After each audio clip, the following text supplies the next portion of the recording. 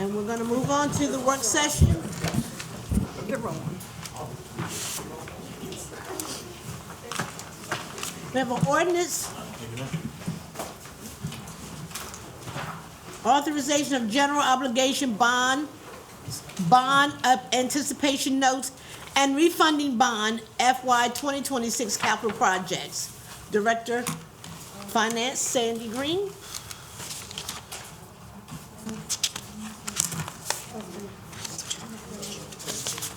Are we on presentations first? Yes. What is the presentation? I don't see it. Historic sign. Page Historic 406. sign. I know that. Oh. Oh, my gosh.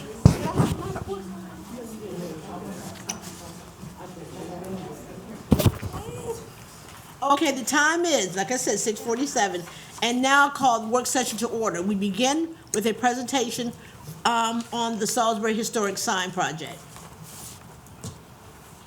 So I'll give a brief overview, and then I'll let Ms. Alita Davis come up and explain to you all. The Presentation Trust of Wycomico County seeks to partner with Wycomico County Tourism, the Civil War Trails Program, and the City of Salisbury to install historic markers within city limits. Salisbury's been accepted into the multi-state Civil War Trails Heritage Tourism Program, with the initial phase consisting of 3 markers, including one commemorating the Civil War training camp known as Camp Wallace, to be located on city-owned property or other approved sites with clear historical relevance. Lisa Davis? Hi, everyone. I am the president of Preservation Trust, as he said, and Preservation Trust, just so you know, because most people don't know this, we were set up by Maryland Historic Trust to be the local sort of watchdog for anything regarding preservation and protection of our historic areas and historic sites. And we've gone through about 4 name changes over the decades, but we still have the same goal in what we do, is to preserve and protect these sites so that people for generations after we're gone will be able to see these places. We're at the point now, if they're not marked soon, nobody's going to know these places existed unless you happen to be a really avid historian.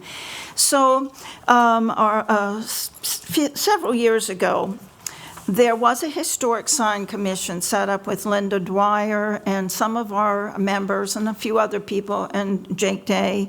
When Linda died, it was kind of forgotten. So people in our group who had been members kept saying, what are we going to do about this? Do you think that this is just going to be dropped? And so we decided we would like to take over that commission. And I came and talked to Randy, and I talked to John Cannon for the county to see if everybody was on board. And as you see, the Frederick Douglass sign here is the first one that we put up, and that was the November before last. That was one that was very important to us and long overdue. So we were very excited to get that sign put up, and we managed to do that by getting donations throughout the area, some of the clubs and things. And one Allen member from Baltimore paid for almost half of this because it meant so much to her that we hurry and get this up. So our new signs, we have about 10 to 12. What we're talking about tonight is 3 more signs. The 4th one that we are doing is in the county. So that one I'll be talking to the county about.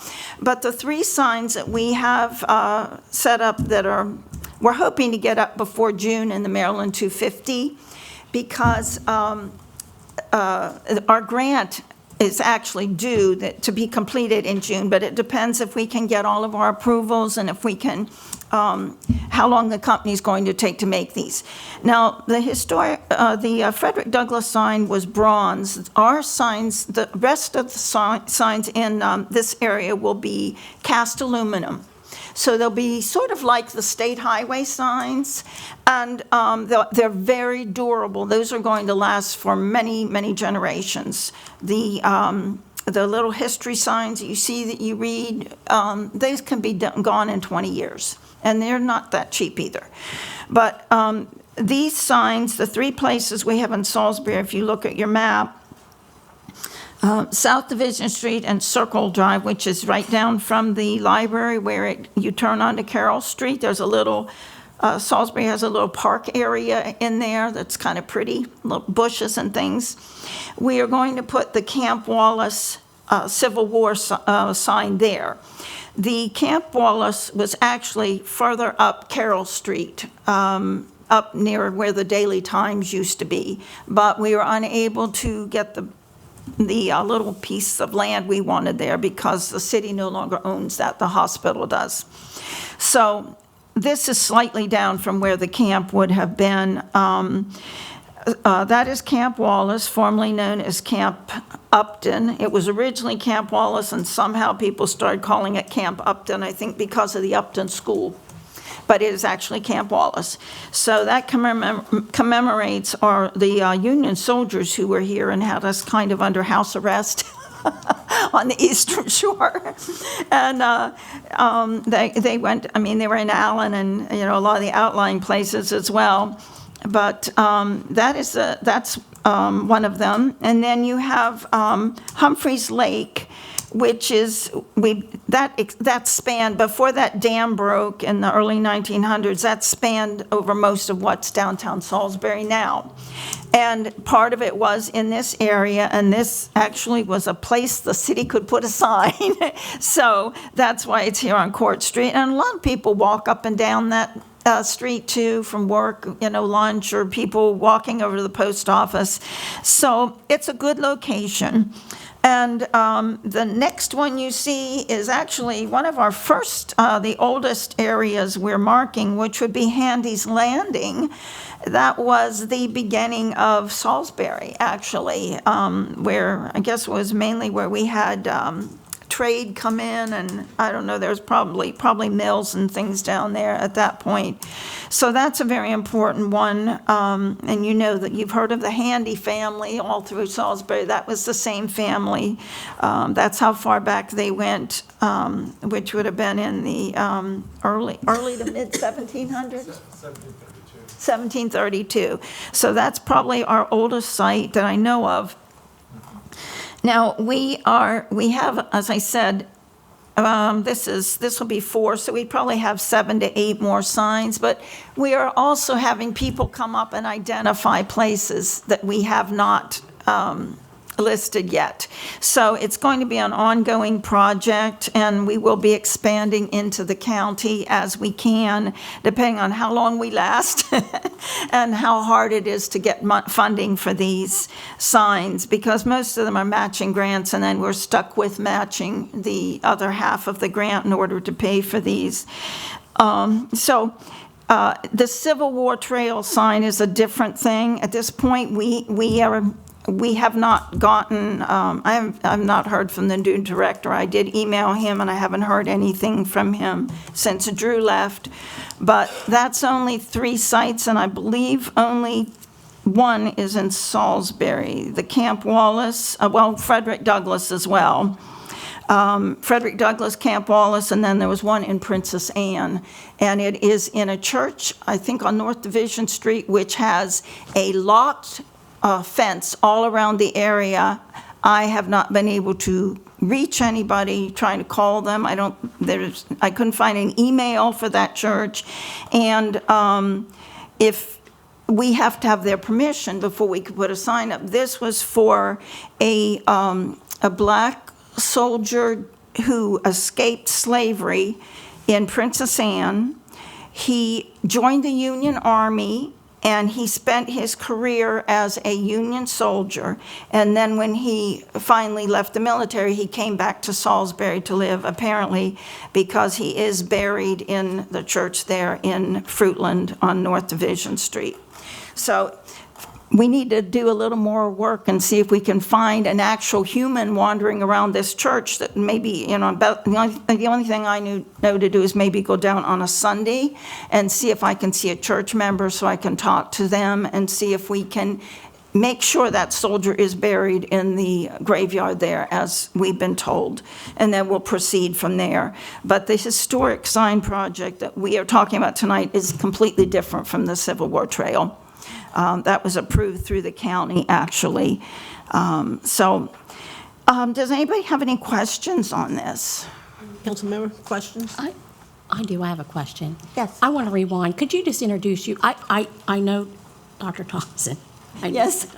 I'm sorry. I don't know you, but I'm grateful you brought this to us. Okay, my name's Alita Davis. Alita Davis. Yes, and I'm the president right now of Preservation Trust. And of course, Thank you. Ray was a former president there. And so it's a challenge to take over when somebody like him has been president. No matter how many years ago.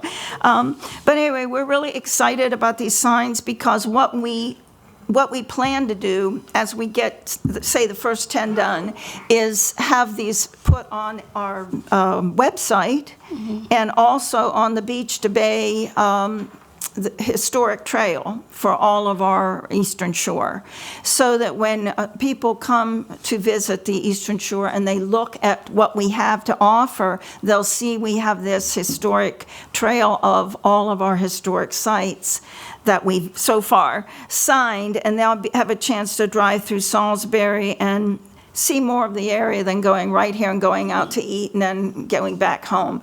And when I was chairman at Poplar Hill Mansion, I had a student who came in for a tour one day, and she needed to write something up for her history project, and she was looking on the website and saw Poplar Hill Mansion. So she made her parents drive from Baltimore to Salisbury so she could see Poplar Hill Mansion. And that was really, that really said a lot to me about, how important it is for us to have historic places when people come here to visit our area. And I think this will be really nice. And then, some things like the Frederick Douglass sign, I believe they're already on the, there's an African-American Heritage Trail. I'm not sure the exact name of it, but I think that's already on there. And so, we're building it up and hoping to do something really nice for the area. Any more questions? Yes, I have a question.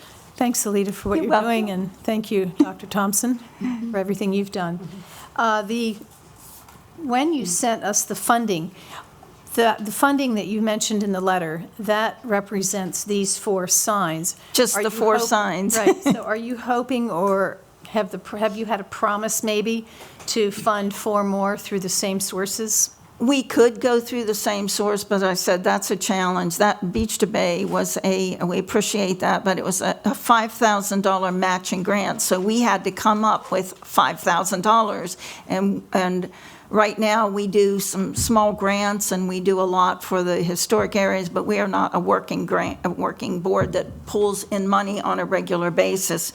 So the only way we can do it is go around begging for money everywhere. You have an approximate cost for each sign? Each sign is estimated to be between $2,600 and $2,700, and we're not even sure because the costs keep increasing, but Joey DiCarlo, our vice president, managed to find a sign maker in America who at least doesn't have to import and worry about those prices going sky high. They'll be made here, and hopefully they'll all be made at the same time. That's why we want to order them at the same time. Okay. As soon as, we have to do all the historic footwork and go over all this and proofread it and get it down to a certain amount of numbers, letters and words to get on these signs, which is hard because some of these places have a lot of history. And then we also leave room at the bottom for our donors, because I think it's important for people when they look at the sign to see who thought enough of this to donate money towards it. And it means a lot to us, too, to remember, our friends who have donated. Thank you. I have a question. Yes, You're saying Humphreys Lake. yes. That's the New Johnson's Lake. It's Humphreys Pond, I guess, then, right? I think. We always get it confused. I think it was Humphreys Pond originally. Yes, but where it's located, this sign is nowhere near it. Well, that it was, yeah, it's spread out for quite a ways. All this area here was underwater. Yeah, All of that. all of the city was Yeah, I do know under. the city was underwater. Yeah. I do understand that, but they kept that lake that's called Johnson's Lake, That's the one That's that a- goes this way. That's a separate one. That's a different one. but that was called Humphreys Lake as well. Well, I'm old enough that's to what I'm remember saying. that. This one was probably Humphreys Pond. I can never remember because they would call Humphreys Pond is bigger than Johnson Lake. So I always think it should be Humphreys Lake, but it probably was Humphreys Pond. There were two names. Just the name that was given Yeah. to the family that owned all that, the mills in that area. And the dam, so where was the dam located?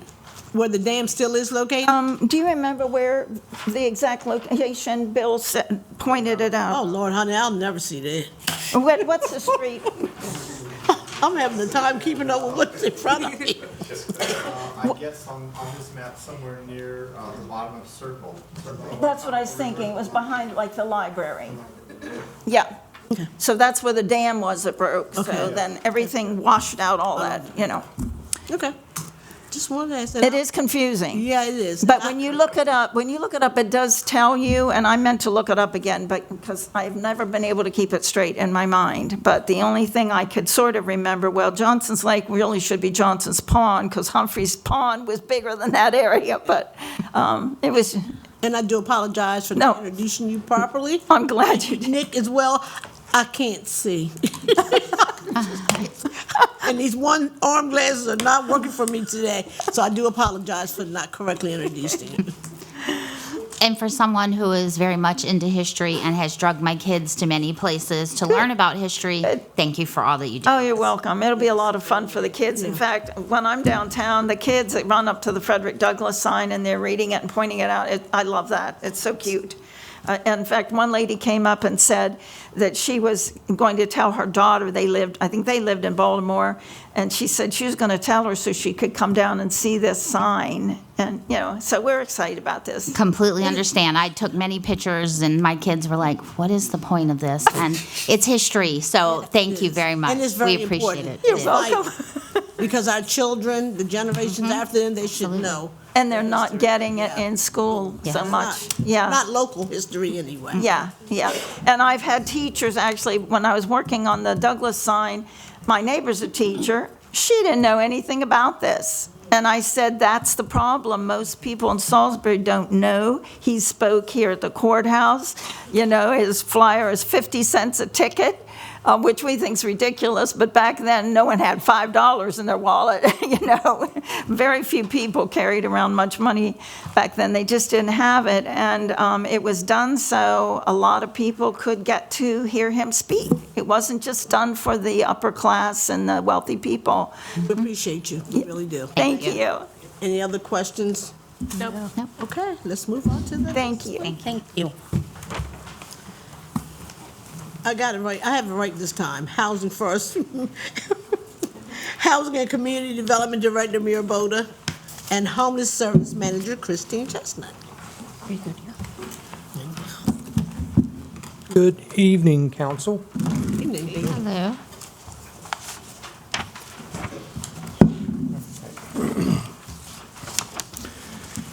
Oh. Yeah. Oh, was that, oh, I got, oh, I thought I did it because I bumped the thing. So we're going to talk about our little redesign of our Housing First program. And we're going to be calling this Housing First Plus. And that name was suggested by Councilwoman Gregory, so thank you for that. So first, we'll start out with a couple of definitions. High acuity, it's individuals with severe mental health illness, chronic health conditions, or frequent emergency service use. They require intensive long-term support to achieve housing stability. Housing First is a model that prioritizes immediate access to housing without preconditions, focuses on housing as a foundation for recovery and stability. Eviction-related debt is unpaid rent or court judgments that result in failure to pay rent filings. These debts create barriers to future housing due to credit and rental history impacts. One of the things we found is that this is, especially with some of our residents at Ann Street, this is one of their barriers is we get them through everything. Eviction debt is one of their main barriers. Expungement, it's a legal process to remove court records from public view. Housing First Plus will focus on clearing failure to pay rent cases to improve housing access. And permanent supportive housing is non-time limited housing with wraparound services for individuals with chronic homelessness and high acuity, includes case management and behavioral health support. So the way that we're structuring the program is going to be 3 tiers. So tier 1 is our transitional housing assistance, which is basically Ann Street Village. So this is a time-limited program. Generally, we give people up to 24 months. The focus is stabilization and transition to permanent housing. This serves individuals with moderate barriers who can stabilize with short-term structured assistance. And we have case management, housing navigation, and we work to help with some of the immediate barriers like ID, employment, budgeting, and the plan is to work on helping them with eviction-related debt. So our goal is rapid stabilization and a successful move to independent permanent housing. So far to date, 46 people have been in this program. So not everyone in this program has been successful. A lot of it depends on the individual themselves and how much they need to participate in their success. So it's not just throw people into a house and then hope something happens in 24 months. They have to participate in their own success. And when we identify people who struggle with that for a variety of reasons, with mental health illness or severe or just health conditions, then we work to find them a place that is suitable for their condition. So that's something that we do work on. The part that we're adding, one of the things is transitional housing assistance here is this is for Ann Street residents. So this is upon successful of completing your Tier 1, which is Ann Street Village, the idea is to work with our participants there who qualify for housing. So, and we will assist them with security deposit and first month's rent. And we actually successfully did that this past week. We have a resident who had been there for almost 2 years and has everything along the way, helped her get her ID, helped her get everything she needed, and she has a full-time job, and she now has acquired housing in Salisbury. And so we assisted with that, and so we're really excited for the progress that she made. So that's a good example of kind of like how we want this program to go. One of the things we did add, we do work with the organization HOPE, and so some of the clients there, if we don't have any Ann Street Village residents who are at the point that they're ready for this, sometimes HOPE does it, and they might not have the funding for some of their clients. We will work with them if there's no Ann Street Village, but it's strictly mostly for Ann Street Village, but if there's nobody there, we will work with some of the HOPE clients. Next is the Tier 3. This is our permanent supportive housing program. We currently have 7 participants in the program. This is a partnership with the Wicomico County Health Department. They provide casework for the individuals there, and some of the participants are clients at Healthport. And these individuals have a history of high use of emergency services, chronic homelessness, and severe mental health issues. And since 2017, we've had 48 individuals have been through this program. Some of them, for a lot of them, they are responsible for part of their rent. And so sometimes some of them don't successfully complete the program.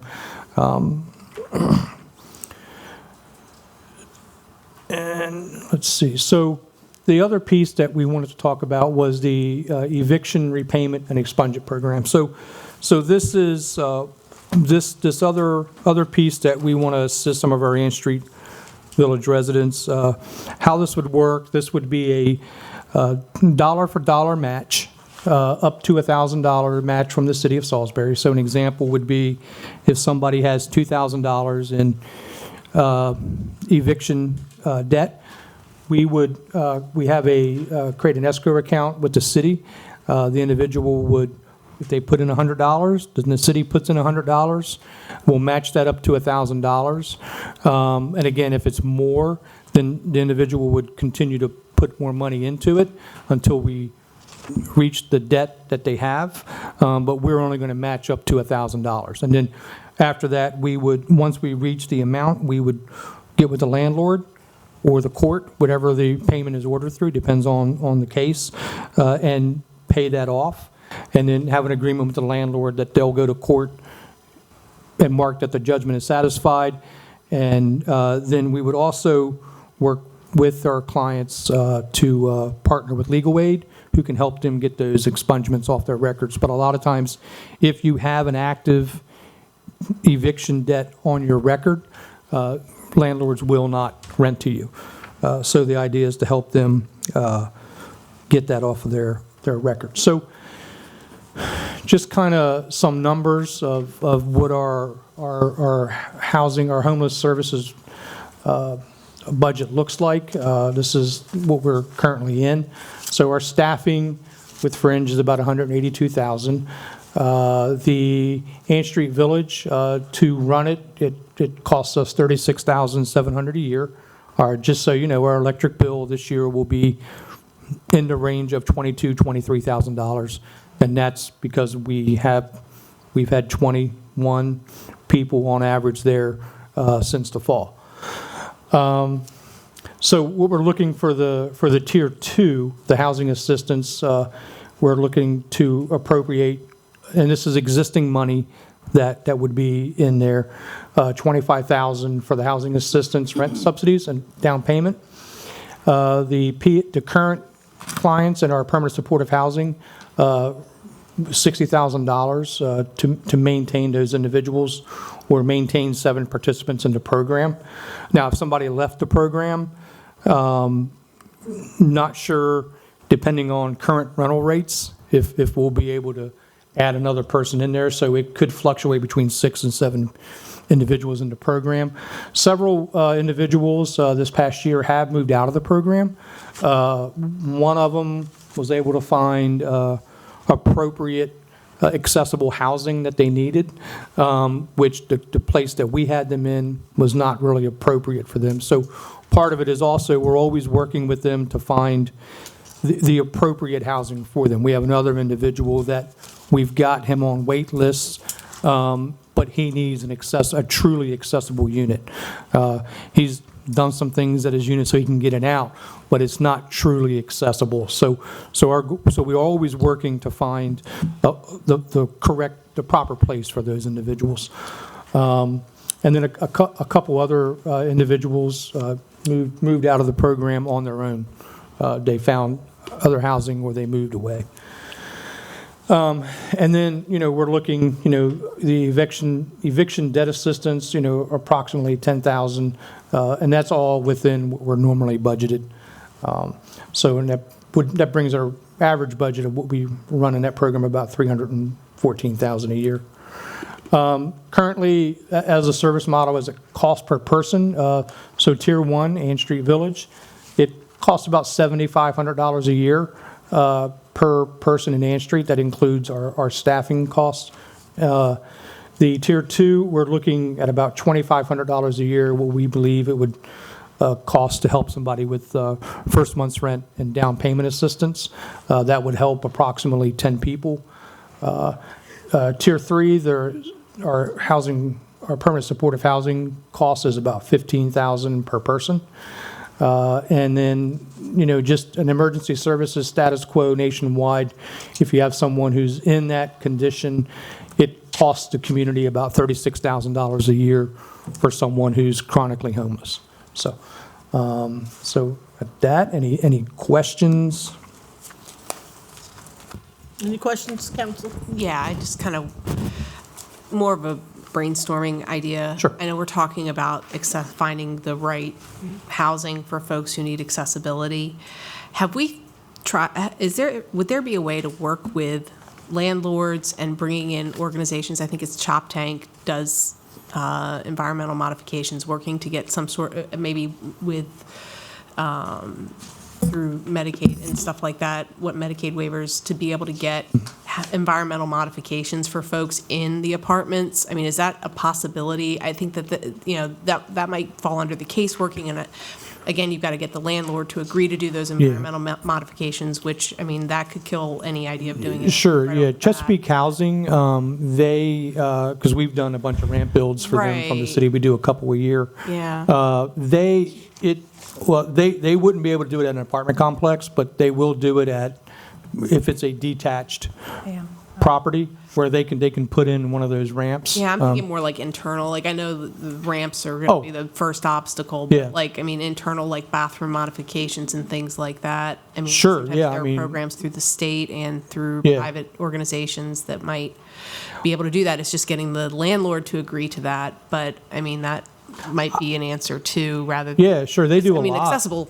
Yeah, stuff they is do a lot of, fine. especially stuff in bathrooms, grab bars, and different things. I know that the state does have grants to do, like doorway widenings and some things like that. Right, So yeah. I know Chesapeake Housing, because we have a relationship with them. I'm sure if something was brought to us that somebody needed it, we would go to them, and they would gladly do that. And then of course we got the relationship with the landlords. Right, so, that's what I'm thinking, you know, like, be that bridge between to Oh, maybe yeah, start yeah. working with and, some of and them. we've done because I some think stuff like that's- that. Yeah. Yeah, I think I mean, I think it would be good to start considering maybe making that part of the case management as well, Yeah. because I know how hard it is to find these accessible units, and, I mean, it's a real hurdle for a Yeah. lot of these folks, and, Most first-floor apartments in Salisbury have stairs. yeah. Even though they're Yeah, first floor, I there's know. stairs to get I- into them.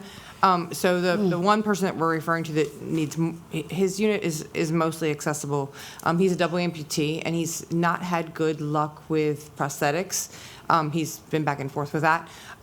It's tough. So he's in a wheelchair, in like a motorized thing, and he gets around just fine. His unit itself is actually, surprisingly, he's able to get through all the doorways and things. It's that he's really not, there's a gigantic curb out front. Now he has to drive all the way down the curb to get to the other end of the sidewalk, that So kind of thing. let's chat after, because there are Yeah. some organizations where you can get free ramps and things from, and it wouldn't be a permanent, but like you can get a temporary aluminum ramp or something like that, depending on the height. Yeah. That It just dumps into the parking lot is the other problem. So it's one Yeah. of those things. But, Oh, yeah. Yeah. We're looking at possibly trying to get him into the housing authority, where they do have some actual handicap accessible units. Right, yeah.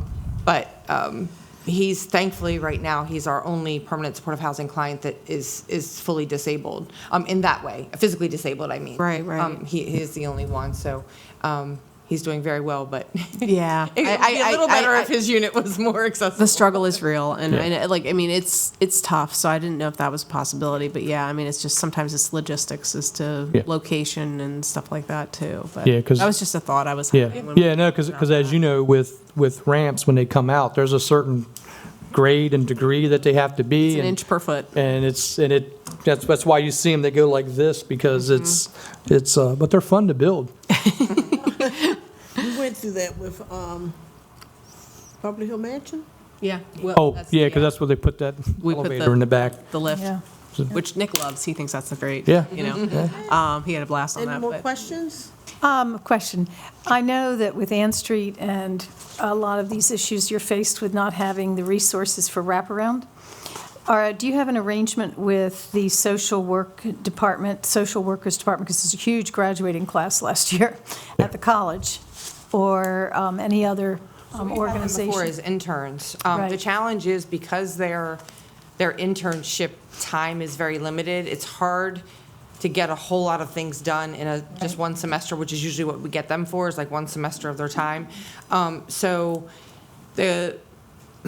we just hired a new case manager for Ann Street, so she's great. She comes to us with lots of experience. She ran a homeless shelter in Pennsylvania. She's been most recently working at Adopt a Block, so she actually knows a lot of our clients at Ann Street already.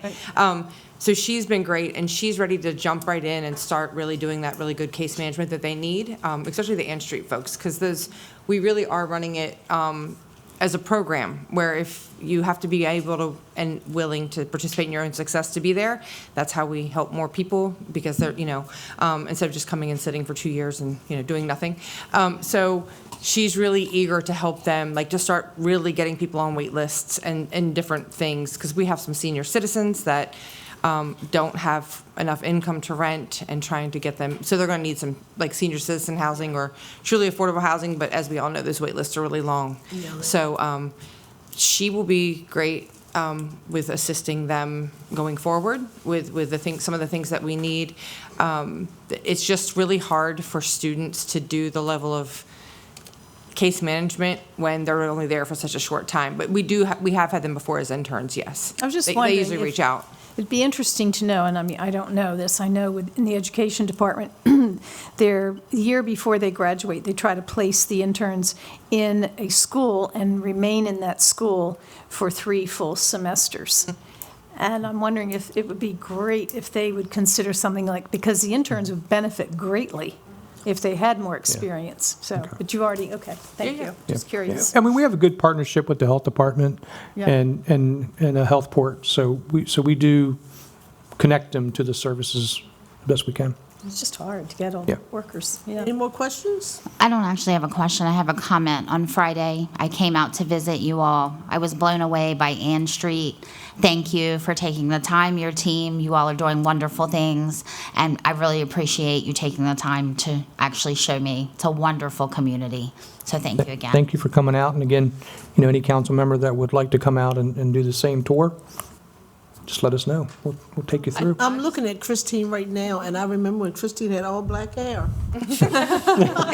It's turning gray. She frosted it. So I No.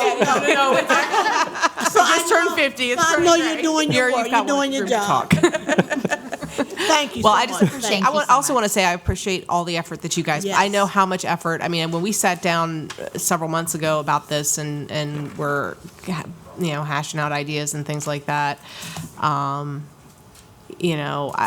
really appreciate all the time and effort you put into making sure that, especially responding to the community, the initial fear that a lot of people had, and making sure that we are protecting these folks and making sure that we're taking care of them.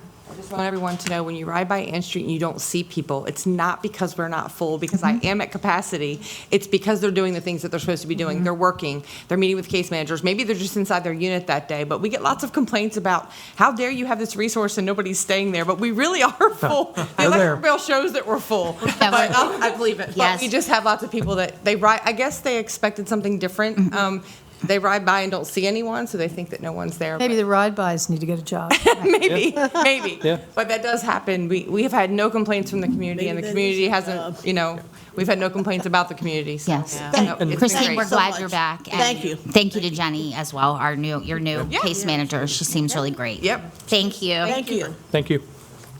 Resolution acceptance of surplus of forfeit vehicles. Captain Phelps.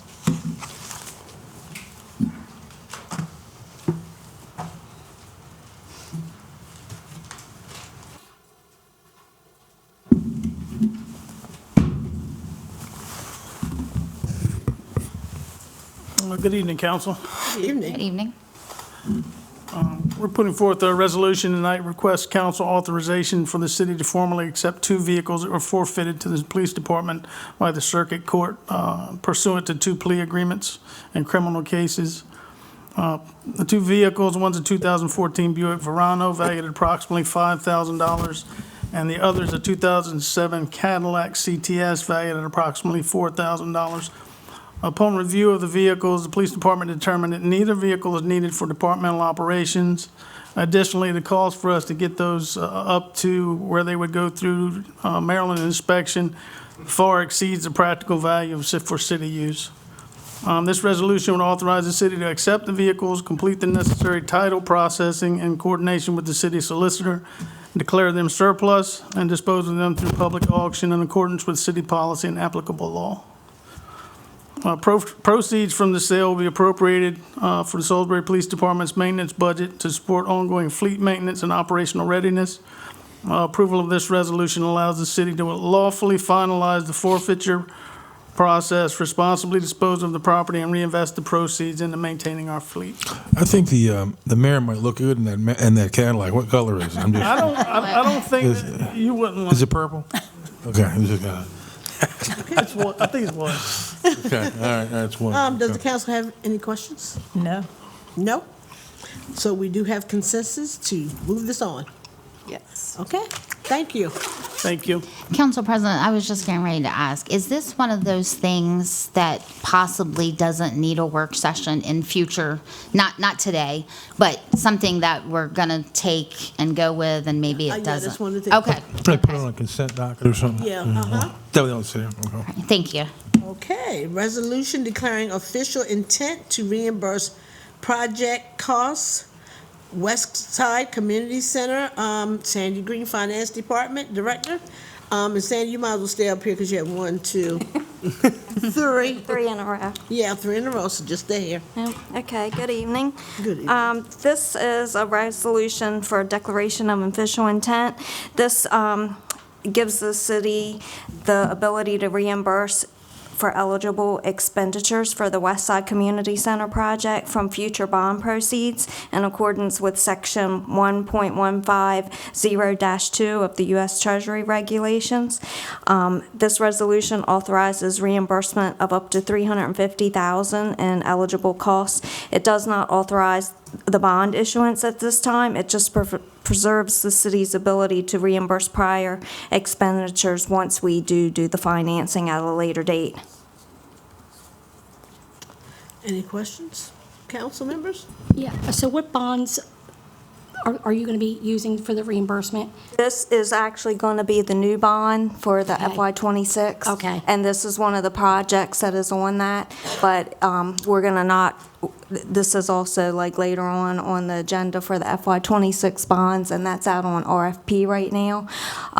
But this is for us to go ahead and purchase property ahead of time and then authorizes us to reimburse ourselves once the bond goes through. Okay, so I just want to make sure we're not relying on the bonds that we're taking out for the city hall. This is totally for this coming.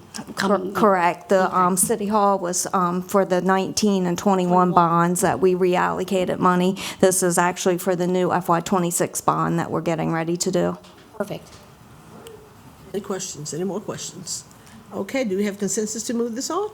Yes. All righty. Okay, resolution approval for a substantial amendment to FY 2020 CDBG-CV Annual Action Plan. This is a resolution for a substantial amendment to the city's FY 2020 CDBG-CV Annual Action Plan, and this is reallocating unspent funds from prior COVID-19 activities to support the Village of Hope Emergency Meals Program, $7,046.86, and then also the Lake Street Park improvements for $172,874.88. This resolution authorizes submission of the amendment to HUD and approval of all required documents, certifications, and compliance measures. Does council have any questions, comments, or anything? No. Okay, we have consensus to move this forward? Yes. Okay.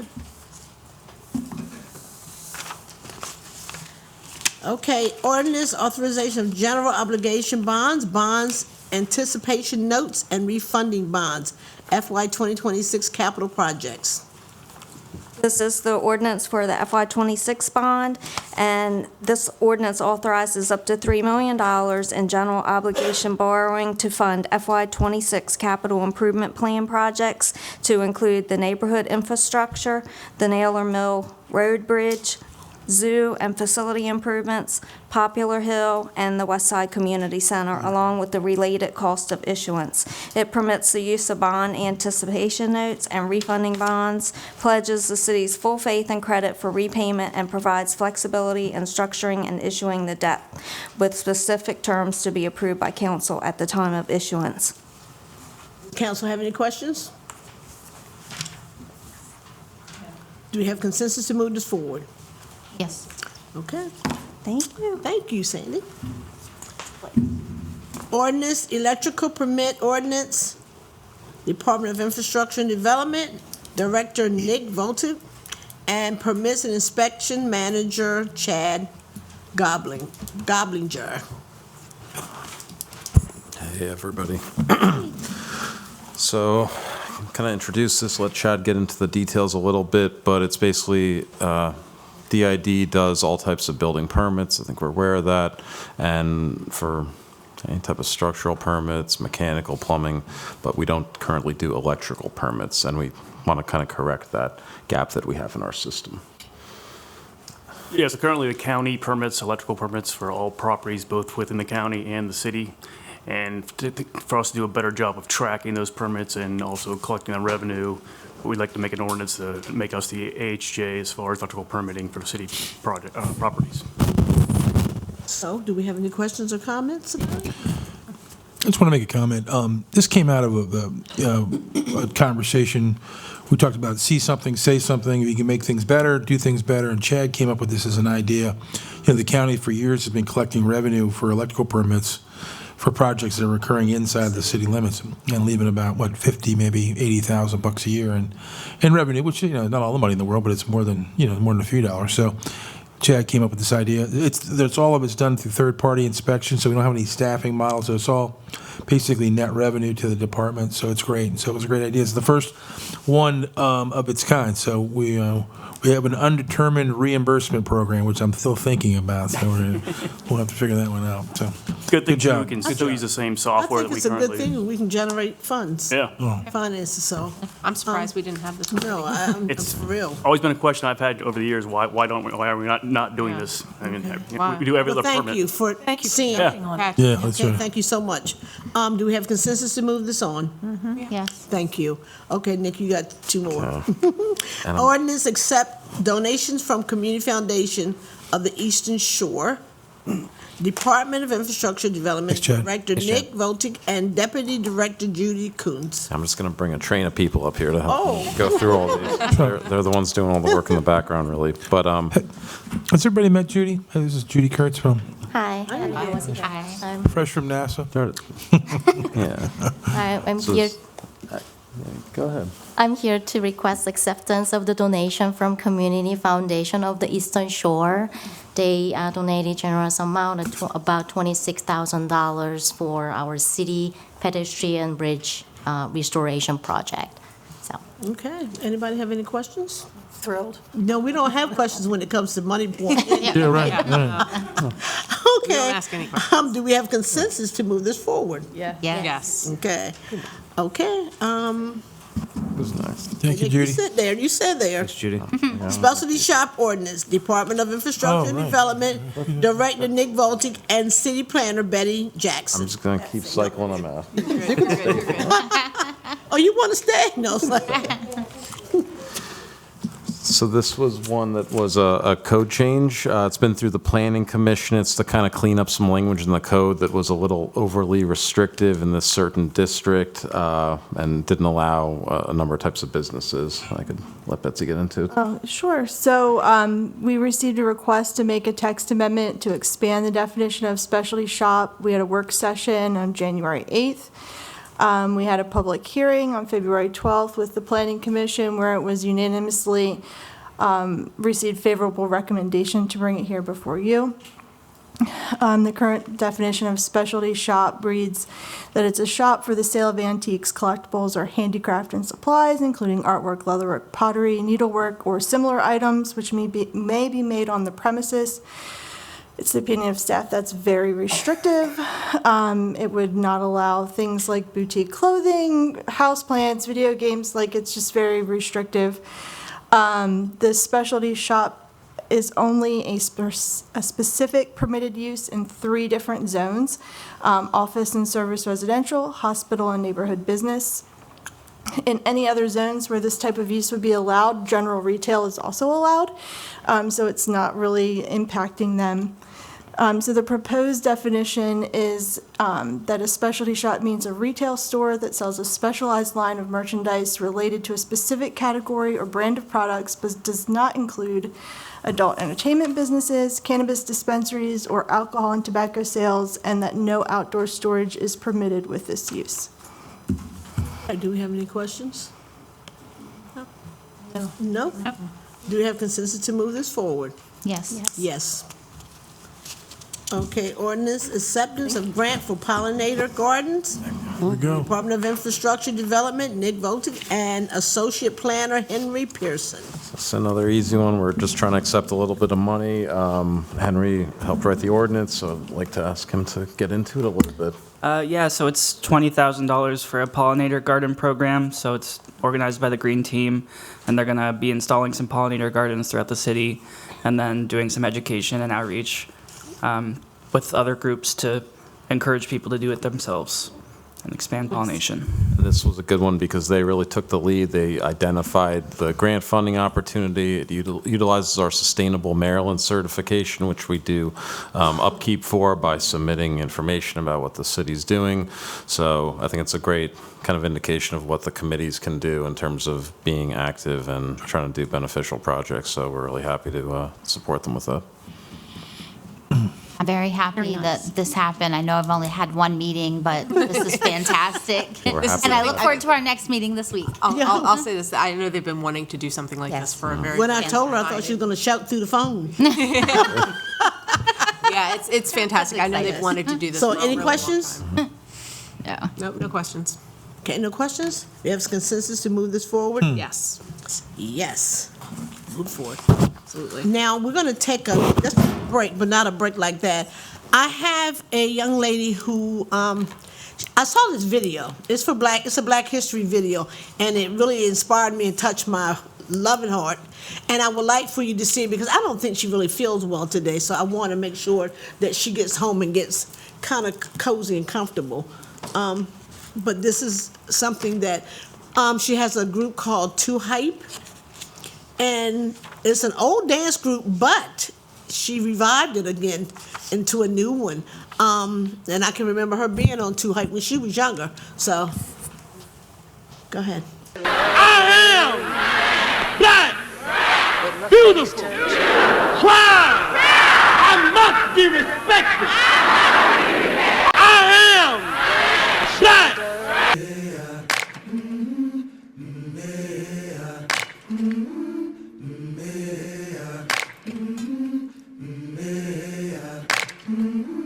I've been walking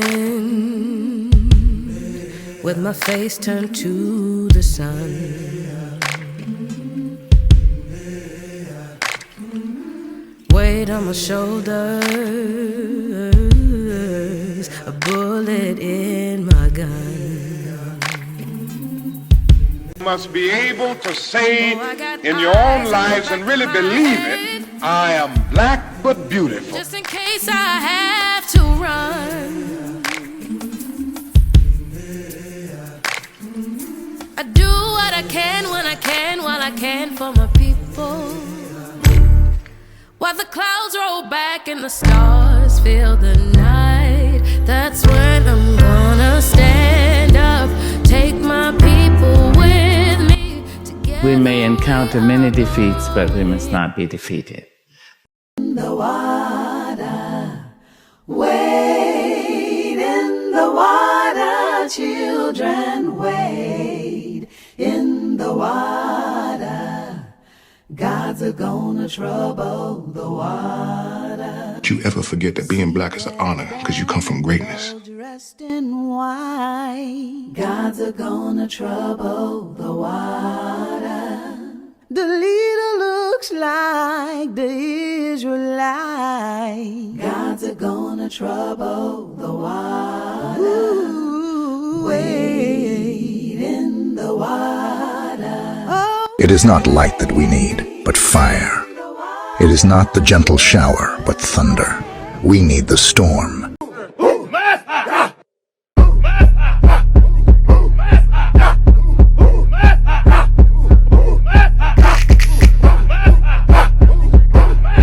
One name will represent success, not struggle.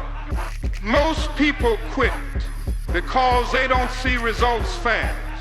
They expect success in weeks, not years. But remember this, slow success builds strong champions. Real growth is not overnight. It's built through discipline when nobody's watching. We are Black history.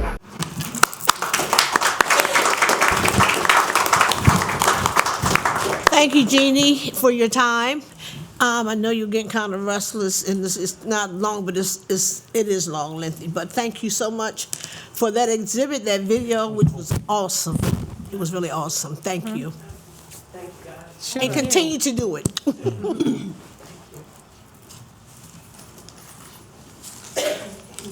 May I just make one comment? Yes. I'd like to thank Nick for showcasing the people that work for you and being proud of them. Yes.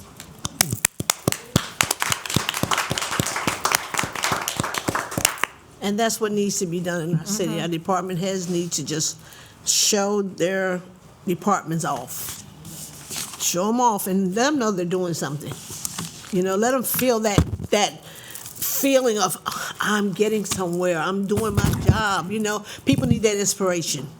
Whether people think so or not, people need the inspiration. And thank you again, Nick, and thank the chief. I see the chief doing some things with his Salisbury City Police, and I see the chief doing something with his the fire department. You know, when they went out the other weekend, got those seniors. That's an inspiration. It made me feel good that I could call on somebody, and somebody would be there. So thank you. Celebrate the heads of these departments as well. Yes.